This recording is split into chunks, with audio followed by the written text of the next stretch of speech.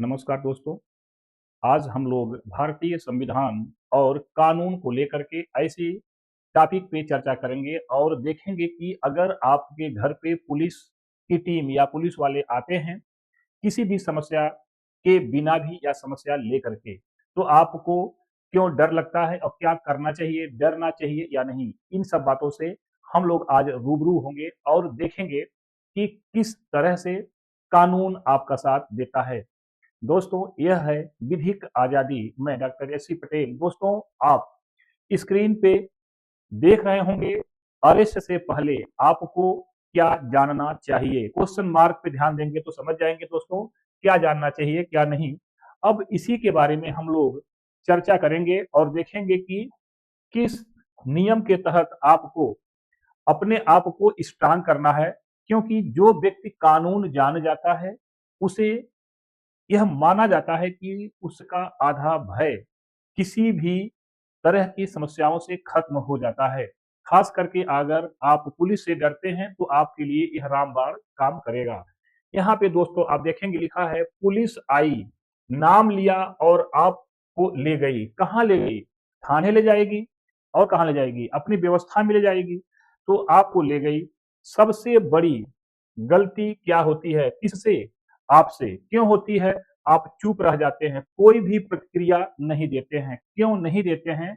क्योंकि आपके पास कानून का ज्ञान उस स्तर का नहीं है कि आप उसे संविधान के आर्टिकल्स या आप आईपीसी या सीआरपीसी, खास करके आईपीसी कहें और वर्तमान में बीएनएस इसे कहते हैं भारतीय न्याय संहिता का एग्जाम्पल दे करके कि सेक्शन फला हमें सपोर्ट करता है, ये आर्टिकल फला हमें सपोर्ट करता है, उन्हीं बातों से हम लोग यहाँ रूबरू होने जा रहे हैं मित्रों। अब आप देखेंगे आर्टिकल 22 आपको क्या सुरक्षा देता है? भारतीय संविधान का फंडामेंटल राइट्स में जो आपका राइट टू फ्रीडम है, स्वतंत्रता का अधिकार, आर्टिकल 19 टू 22, उसमें जो इसका इसका अंतिम आर्टिकल 22 है वो क्या देता है आपको? आर्टिकल 22 क्या कहता है? यहाँ पे देखेंगे इसमें तीन तरह के प्रावधान आपको स्पष्ट दिखाई पड़ते हैं। अरेस्ट का कारण बताना होगा। किसको बताना होगा? पुलिस वाले को बताना होगा। पुलिस को बताना होगा। किसको? जिसको गिरफ्तार किया जाएगा या उसके परिवार के लोगों को बताना होगा। नंबर एक। नंबर दो, वकील से मिलने का अधिकार, मतलब जो विधि का ज्ञान रखने वाला, जिसे हम लोग सामान्य बोलचाल में भी एडवोकेट या वकील कहते हैं या बैरिस्टर कहते हैं, या कोई अन्य व्यक्ति जो कानून का जानकार है, उससे आप परामर्श लेने का अधिकार रखते हैं। उससे मिलेंगे तभी तो परामर्श लेंगे। मान लीजिए आपके घर पे पुलिस आई और आपके बगल में कोई एडवोकेट हैं, फिर भी आपको पुलिस ले जाएगी। आप अगर नहीं कहेंगे तो, अगर आप कहेंगे कि मैं अपने एडवोकेट या विधि ज्ञाता या कानून के जानकार से सलाह लेने के उपरांत ही हम आपके साथ चलेंगे, मैं चलने के लिए मना नहीं कर रहा हूं, लेकिन मुझे सलाह ले लेने दीजिए। नंबर दो आपने देखा। नंबर तीन में दोस्तों क्या है? 24 घंटे में मजिस्ट्रेट के सामने पेशी, मतलब गिरफ्तारी के समय से लेकर के आपको 24 घंटे के अंदर मजिस्ट्रेट के सामने पेश करना पुलिस की बाध्यता होती है। लेकिन दोस्तों इसमें एक टर्म कंडीशन है, यहाँ रास्ते का समय छोड़ करके इसे काउंट किया जाता है। रास्ते का समय छोड़कर ध्यान देंगे, क्योंकि अगर मान लीजिए पुलिस आपको बॉम्बे से गिरफ्तार की तो बॉम्बे से आने में लंबा समय लग जाता है। इसीलिए उस समय को, रास्ते को, समय को निकालने के बाद, मतलब घटा देंगे, माइनस कर देंगे, उसके बाद जो समय बचता है उसमें आप देखेंगे 24 आवर के अंदर आपको मजिस्ट्रेट के सामने पेश करना अनिवार्य होगा। अब आपके मन में दोस्तों प्रश्न आ रहा होगा कि अगर शाम 4 बजे के बाद या 5 बजे के बाद जब कोर्ट बंद हो जाता है तब कहाँ पेशी होगी? तो यह आप निश्चिंत हो जाइए, सभी जजेज के आवास पे इस तरह की व्यवस्था रहती है। वहां पे जाकर के उनकी सुनवाई आवास पे की जाती है। इसीलिए जजेज महोदय को निश्चित एरिया में और निश्चित कंपाउंड में रहना अनिवार्य होता है। ऐसा नहीं है कि एक कमरे में पूरा परिवार लेकर रहें। वहां पे एक कमरे में एक साधारण सा कोर्ट का निर्माण होता है, कोर्ट की व्यवस्था होती है, वहां पे सारी बातें एडवोकेट महोदय रखते हैं अपने पक्ष से और विपक्ष, और वो सुनने के बाद ही उन्हें जेल भेजना है या घर भेजना है या थाने में भेजना है, जहां भी जिस तरह के वहां कानून सपोर्ट करता है वह करते हैं। यहाँ पे आप चीजें देखे, अब ध्यान देंगे, प्रिवेंटिव डिटेंशन अलग चीज है लेकिन उसकी भी सीमा है।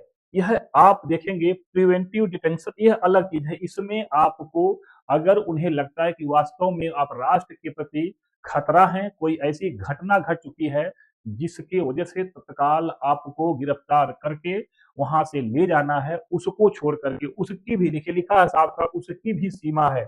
ऐसा नहीं है कि घर वालों को पता ही नहीं चले, जो भी है वहां पे भी अलग कानून लागू होता है, लेकिन फिर भी थोड़ी सी पारदर्शिता वहां भी दिखानी पड़ती है। यहाँ दोस्तों आप देखेंगे पुलिस पावर जरूरी है। क्यों जरूरी है? अगर पुलिस के पास पावर न हो तो उसके कपड़े, जिसे कहते हैं वर्दी, जिसे कहते हैं आप लोग इंग्लिश में यूनिफॉर्म, से कोई प्रभाव नहीं पड़ता। वह केवल एक सिंबल है। उसके पास जो पावर गवर्नमेंट ने, कानून ने, संविधान ने दिया है, वह उसे अप्लाई करने की अथॉरिटी रखता है, इसलिए आप उससे डरते हैं। अन्यथा आप देखेंगे बहुत सारे ऐसे पुलिस वाले हैं कि आप लोगों से भी शरीर से इतने बलशाली नहीं है कि आपको जबरन उठा ले जा सके, फिर भी उनके पास जो पुलिस बल संख्या है और पुलिस बल आ भी जाती है अन्य, इसीलिए वह आपसे डरते हैं। यह ध्यान देंगे। तो यहाँ पे उनके पास पावर है, क्या है? कानून है। किसके साथ? यहाँ पे इनके साथ कानून काम करता है, भारतीय संविधान काम करता है, और जो भी अन्य नियम है वह भी इनके साथ सपोर्ट करता है। और जब इस तरह की बात आती है तो आप अज्ञान बन करके ही उन्हें सपोर्ट करना शुरू करते हैं। दोस्तों देखेंगे, लेकिन अनचेक्ड पावर खतरनाक होता है। अगर कोई भी पावर उनको दिया गया है जिसका कोई मतलब नहीं है, जिसका कोई प्रभाव नहीं है, वह खतरनाक हो सकता है। जबरदस्ती उठाने का, वो कहे कि हई मैं वारंट लेकर आया हूं आपकी गिरफ्तारी का, लेकिन वारंट है कहां, किसका वारंट है? क्या मजिस्ट्रेट का वारंट है या किसी थाने के कर्मचारी का वारंट है? यह जानना आपका अधिकार है। इसीलिए यहाँ पे आप देखेंगे अनचेक्ड पावर खतरनाक की बात की जाती है, जिसका कोई जांच न हो, जिसपे आप अपनी बातें न कह सकें। आपको कहना ही होगा दोस्तों।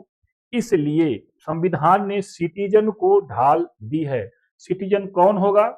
नागरिक होगा। नागरिक का मतलब जो देश में निवास कर रहा, उसके लिए कानून बनाया है। कौन सा कानून? मैंने आपको बताया कि अरेस्ट का कारण बताना होगा किसको? पुलिस वाले को। किसको? जिसको गिरफ्तार कर रहे हैं उसे बताना होगा। वकील से मिलने मतलब विधि वेत्ता से सलाह लेना, और 24 घंटे में मजिस्ट्रेट के सामने पेश करना, बयान देने के लिए यह बाध्य होते हैं।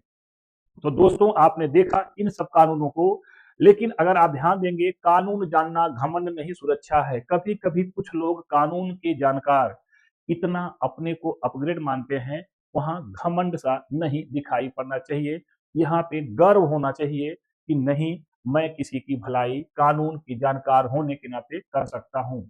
आप देखेंगे कोर्ट कचहरी में, जिस भी न्यायालय में देखेंगे, काले काले कोट पहन करके आपके सामने बहुत सारे एडवोकेट महोदय के बैठे हुए, चलते हुए, आते हुए दिखाई पड़ते हैं।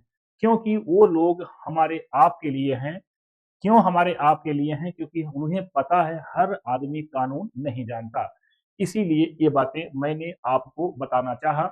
और विधिक आजादी चाहती है कि आप लोगों को किसी भी तरह से अपग्रेड किया जाए, और कोई भी पुलिस वाला या कोई भी कानूनी व्यक्ति आपको बिना किसी लीगल गलती के, उचित गलती के आपको परेशान न कर सके। दोस्तों आज हम लोग इस वीडियो को यहीं रोकते हैं। फिर मिलेंगे किसी अन्य समस्याओं को समाधान पे विचार करते हुए। चलिए, आज आप लोगों ने बड़े मन से देखा, सुना और आत्मसात करने का प्रयास किया, इसके लिए बहुत बहुत धन्यवाद।